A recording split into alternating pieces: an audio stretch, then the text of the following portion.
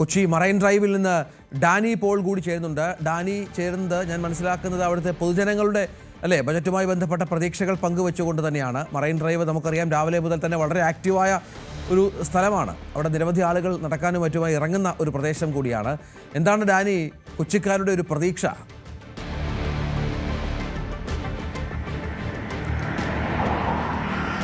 രഞ്ജിത്ത, എപ്പോഴും ബജറ്റിലേക്ക് വരുമ്പോൾ കൊച്ചിക്ക് വലിയ രീതിയിലുള്ള പ്രതീക്ഷകൾ പലപ്പോഴും സ്വാഭാവികമായി ഉണ്ടാകുമെങ്കിലും പക്ഷെ അത്രത്തോളം കഴിഞ്ഞ കാലങ്ങളിൽ എത്തിയോ എന്നൊരു സംശയം പൊതുവെ ആ ജനത്തിനുണ്ട്. കാരണം പല പദ്ധതികളും ചിലതെല്ലാം തന്നെ പ്രഖ്യാപനങ്ങളിലേക്ക് മാത്രമായി ഒതുങ്ങിപ്പോയി എന്ന പരിഭവം പലപ്പോഴും പ്രകടിപ്പിക്കാറുണ്ട്. പ്രത്യേകിച്ച് ഈ അടിസ്ഥാന സൗകര്യ വികസന രംഗത്ത് പലപ്പോഴും ആ രീതിയിലുള്ള ചില പ്രഖ്യാപനങ്ങൾ മാത്രമായി ഒതുങ്ങുന്നു എന്നുള്ള പരാതികളും പരക്കെ നിലനിൽക്കുന്നുണ്ട്. പ്രത്യേകിച്ച് ഈ അറ്റ്ലാന്റിസ് മേൽപ്പാലം നഗരത്തിലെ ഗതാഗത കുരുക്കഴിക്കാൻ എല്ലാ വർഷവും എന്ന പോലെ അതിലെന്തെങ്കിലും പറഞ്ഞു പോകുന്ന അറ്റ്ലാന്റിസ് മേൽപ്പാലമുണ്ട്. അതോടൊപ്പം തന്നെ നേരത്തെ തന്നെ കഴിഞ്ഞ സർക്കാരിൻ്റെ കാലത്ത് തന്നെ വിഭാവനം ചെയ്തിരുന്ന തേവര മുതൽ ജംഗ്ഷൻ വരെ നീളുന്ന ഒരു മേൽപ്പാല പദ്ധതി ഉണ്ടായിരുന്നു. അങ്ങനെ പദ്ധതികൾ പലതുണ്ട്. ഇക്കുറി കുറച്ചുകൂടി പ്രതീക്ഷിക്കുന്നുണ്ട്. കാരണം വലിയ രീതിയിലുള്ളൊരു ഇടപെടൽ ഇക്കാര്യങ്ങളിൽ ഉണ്ടാകുമെന്ന് പറയുന്നത് കളമശ്ശേരി കേന്ദ്രീകരിച്ചുണ്ടാകുന്ന വലിയ പദ്ധതി ലീഗൽ സിറ്റി എന്ന വലിയ പദ്ധതി സംബന്ധിയായ കാര്യങ്ങൾ ഏതെങ്കിലും രീതിയിലുള്ളൊരു പ്രഖ്യാപനങ്ങൾ പ്രതീക്ഷിക്കുന്നുണ്ട്.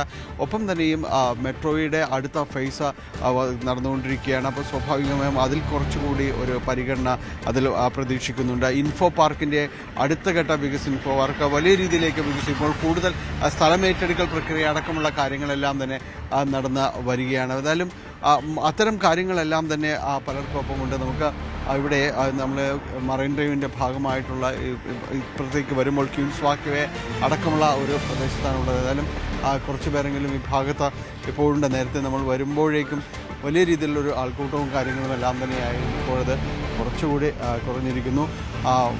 വലിയ പ്രതീക്ഷകളും കാര്യങ്ങളും എല്ലാം തന്നെ ഈ ബജറ്റ് സംബന്ധിയായ കാര്യങ്ങളിൽ ജനങ്ങൾക്കുണ്ട്. കൊച്ചി നിവാസികൾക്ക് പലർക്കും തന്നെയും ഇത്തരം കാര്യങ്ങൾ സംബന്ധിയായ അവർക്ക് പറയുവാനും എല്ലാം തന്നെയുണ്ട്. ഏതായാലും നമുക്ക് വരാം, ഡാനിയിലേക്ക് വരാം. ഒരുപാട് ആളുകൾ അവിടെ എത്തുന്നുണ്ട്. അവർ ബജറ്റുമായി ബന്ധപ്പെട്ട കാര്യങ്ങളിൽ പ്രതികരിക്കുമെന്ന് പ്രതീക്ഷിക്കണം. മലപ്പുറത്തേക്കൊന്ന് പോകണം. അവിടെ CV അനുമോദ് ഉണ്ട്. അനുമോദിനൊപ്പം മലപ്പുറത്തുകാരായ കുറേയധികം ആളുകൾ കൂടി ഉണ്ട് എന്നാണ് മനസ്സിലാകുന്നത്.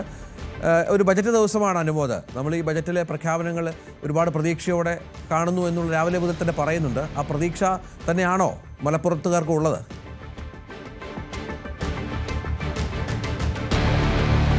Ranjith, good morning. ഈ ഒരു ബജറ്റ് ദിവസം എപ്പോഴും നമ്മൾ മലപ്പുറക്കാരെ പ്രതീക്ഷ വയ്ക്കുന്ന ഒരുപാട് കാര്യങ്ങളുണ്ട്. അതിൽ ഏറ്റവും പ്രധാനമായിട്ട് വരുന്നത് പ്രവാസികളുടെ ക്ഷേമ പദ്ധതികളെക്കുറിച്ചാണ്. അതേപോലെ തന്നെ കായിക മേഖലയിൽ എല്ലാ തവണയും കായിക മേഖല മലപ്പുറത്ത് ഓരോ പ്രധാനപ്പെട്ട ഇടത്തൊരു സ്റ്റേഡിയത്തിൻ്റെ പ്രഖ്യാപനം വന്നിട്ടുണ്ടായിരുന്നു.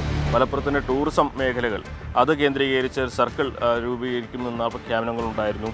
അങ്ങനെ പല തവണ പലതും കേട്ട് പരിചയിച്ച ഒരു ശീലമാണ് മലപ്പുറംകാർക്കുള്ളത്. ഇത്തവണയാണെങ്കിൽ ശ്രീധരൻ ഒരു ഹൈസ്പീഡ് റെയിലിൻ്റെ പദ്ധതിക്കായിട്ട് സർക്കാരിൻ്റെ ഒരു അനുവാദം വരുമ്പോൾ അതിന് എന്തെല്ലാം പരിഗണനകൾ ഉണ്ടാകും. പ്രത്യേകിച്ച് അദ്ദേഹത്തിൻ്റെ നിർദ്ദേശത്തിൽ മലപ്പുറത്തിലൂടെ ഈ റെയിൽവേ ലൈൻ കടന്നു പോകുന്നതായിട്ടുള്ളതാണ് രേഖകളിലൊക്കെ അദ്ദേഹത്തിൻ്റെ കണക്കുകളിലുള്ളത്. അപ്പോൾ അത്തരത്തിൽ ഒരുപാട് പ്രതീക്ഷകൾ ഇത്തവണ നൽകുന്ന ഒരു തവണ നമുക്ക് മലപ്പുറംകാരോട് ചോദിച്ചു നോക്കാം. ഷൗക്കത്ത്, നമ്മളൊക്കെ എല്ലാ തവണയും ബജറ്റിൻ്റെ ദിവസം രാവിലെ കാണുമ്പോൾ പ്രവാസി ക്ഷേമവും അതുപോലെ തന്നെ ഈ കായിക മേഖലയുടെ കാര്യങ്ങളൊക്കെ പറഞ്ഞു വയ്ക്കാറുണ്ട്. ഇത് ഈ സർക്കാരിൻ്റെ അവസാനത്തെ ബജറ്റാണ്. എന്തൊക്കെയാണ് നമ്മുടെ പ്രതീക്ഷകൾ? മലപ്പുറത്തിൻ്റെ പ്രതീക്ഷകൾ സത്യം പറയാൻ നമ്മൾ ആസ്ഥാനത്താണ്. കാരണം ബജറ്റുകൾ അവതരിപ്പിക്കുമ്പോൾ കഴിഞ്ഞ നമ്മൾ ഈ സർക്കാരിൻ്റെ 5 ബജറ്റ് അവസാനത്തെ 6ാമത്തെ ബജറ്റാണ്. 5 ബജറ്റ് എടുത്ത് നോക്കുകയാണെങ്കിലും മലപ്പുറത്തിനോടുള്ള ഒരു അവഗണന നമുക്ക് വ്യക്തമായി കാണാൻ സാധിക്കും. ഓരോ പ്രഖ്യാപനങ്ങളും അതിൻ്റെ ടോക്കൺ എമൗണ്ടും അല്ലാതെ മലപ്പുറത്ത് കാണാവുന്ന ഒരു പദ്ധതിയും നമുക്ക് ഈ സർക്കാരിൻ്റെ കാലത്ത് സാധ്യമല്ല. നമ്മൾ രാഷ്ട്രീയപരമായി പറയുകയല്ല, എന്നിരുന്നാലും ഒരു അവഗണന ശരിക്കും മുഴച്ചു നിൽക്കുന്ന ഒരു അവഗണന നമുക്ക് കാണാൻ സാധിക്കും. അപ്പോൾ നമുക്ക് വ്യക്തമായി നമ്മൾ മനസ്സിലാക്കാവുന്ന ഒരു സംഭവമാണ് കായിക പദ്ധതികൾ. UDF സർക്കാരിൻ്റെ കാലത്ത് കൊണ്ടുവന്ന പദ്ധതികളല്ലാതെ ഇപ്പോൾ പുതിയ സ്റ്റേഡിയം പണിയാണെങ്കിലും ഇത് പ്രഖ്യാപനത്തിൽ ഒതുങ്ങുകയാണ്, വെറും പ്രഖ്യാപനത്തിൽ ഒതുങ്ങുകയാണ്. ആ മേഖലയിൽ കാര്യമായിട്ടൊന്നും തന്നെ ചെയ്യാൻ സ്പോർട്സ് കൗൺസിലിൻ്റെ പ്രസിഡന്റ്, മലപ്പുറം ജില്ലക്കാരനായ സ്പോർട്സ് കൗൺസിൽ പ്രസിഡന്റ് പോലും സാധിക്കുന്നില്ല.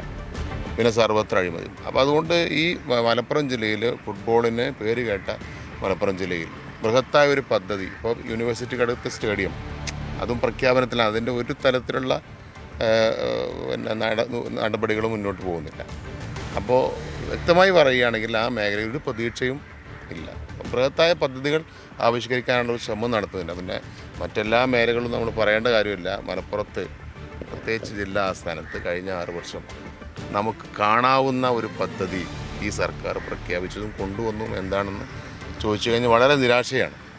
ആ നിരാശ പ്രത്യേകിച്ച് പോലെ കോട്ടക്കുന്നാണെങ്കിലും ടൂറിസം മേഖലയാണെങ്കിലും എന്തെങ്കിലും ഒരു പുതിയ പദ്ധതി കൊണ്ടുവരുവാൻ കഴിഞ്ഞ 5 വർഷം സാധിച്ചില്ല. വലിയ നിരാശയിലാണ് അടുത്ത അവഗണന മലപ്പുറത്തോടുണ്ട്. അടുത്ത അവഗണന.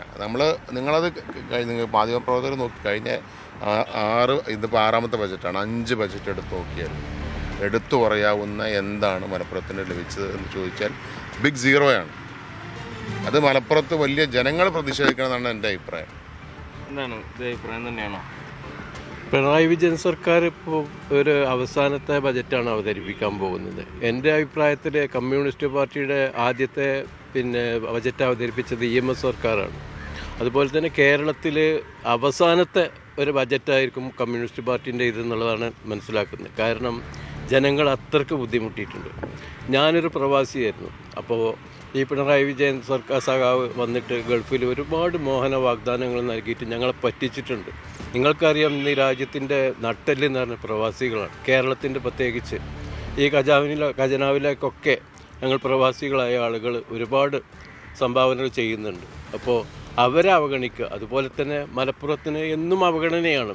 ഇനിയിപ്പോൾ അവസാനം ഒരുപാട് മോഹനസുന്ദരമായ വാഗ്ദാനങ്ങൾ ഉണ്ടാവും എന്നുള്ളത് ഉറപ്പാണ്. കാരണം ജനങ്ങളെ പറ്റിച്ച ആൾ ഇതുവരെ ഗവൺമെൻറ് അവർ മുതലെടുക്കുക എന്നല്ലാതെ ജനങ്ങൾക്ക് വേണ്ടി ഒന്നും ചെയ്തിട്ടില്ല. ഇപ്പോൾ ഇവിടുത്തെ സഖാക്കളോട് ചോദിച്ചാൽ അറിയാം, ഈ ത്രിതല പഞ്ചായത്തിൽ അടുക്കളയിലേക്ക് കയറി ചെന്നപ്പോൾ സ്ത്രീകൾ ചൂലെടുത്ത് ആട്ടിയ അനുഭവം ഉണ്ടായിട്ടുണ്ട്. എന്തുകൊണ്ട്? അത്രയ്ക്ക് കഷ്ടപ്പെടുന്നുണ്ട് ഇവിടുത്തെ സ്ത്രീകൾ. ഈ പ്രവാസികൾക്ക് പെൻഷൻ തരുന്നൊക്കെ പറഞ്ഞത് ഒരുപാട് പ്രഖ്യാപനം, അതെന്തെങ്കിലും നിങ്ങൾക്ക് കിട്ടി? പ്രവാസികൾക്ക് പെൻഷൻ കിട്ടുന്നുണ്ടെന്ന് പറഞ്ഞാൽ അത് നമ്മൾ പൈസ അടച്ചതിന് ഇതായിട്ടുള്ളതാണ് കിട്ടുന്നത്. അപ്പോൾ എനിക്കും കിട്ടുന്നുണ്ട്. പക്ഷെ അതിപ്പോൾ സമയാസമയങ്ങളിൽ കിട്ടുന്നില്ല. പിന്നെ അതുപോലെ തന്നെ രാജ്യത്തിൻ്റെ നട്ടെല്ലാണ് വിദ്യാഭ്യാസം. ആ വിദ്യ അഭ്യസിപ്പിക്കുന്ന അധ്യാപകർക്ക് വരെ ഇപ്പോൾ ശമ്പളം കൊടുക്കാൻ കഴിയുന്നില്ല.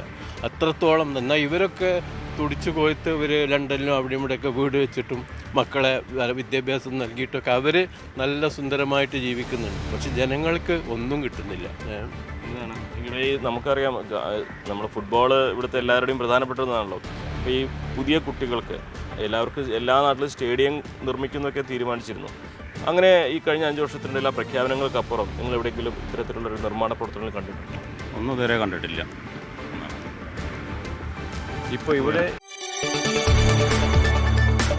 കൂടുതൽ വാർത്തകൾക്ക് News 18 Keralam YouTube channel subscribe ചെയ്യുക.